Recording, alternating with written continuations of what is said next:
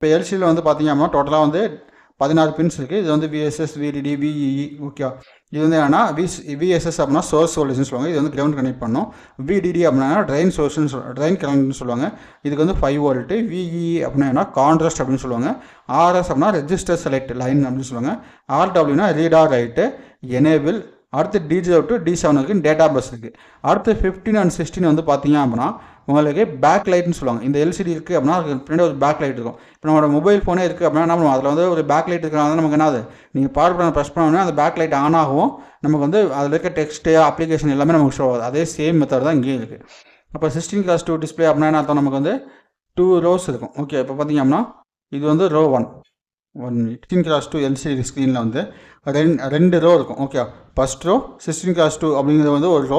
அதே மாதிரி இது வந்து அண்டர்ஸ்கோர் ஆஷ் சிம்பிள் போடுங்க. இது வந்து second row.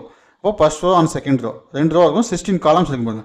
First column, second column, third, fourth, fifth, sixth, seventh, 8, 9, 10, 11, 12, 13, 14, 15, 16 columns வந்து நமக்கு இருக்கும். ஓகே, அதே மாதிரி இங்கே வந்து பார்த்தீங்க அப்படின்னா 20:4. அப்போ 4 காலம்ஸ் இருக்கும், 4 ரோஸ் இருக்கும், 20 காலம்ஸ் இருக்கும். 1, 2, 3, 4.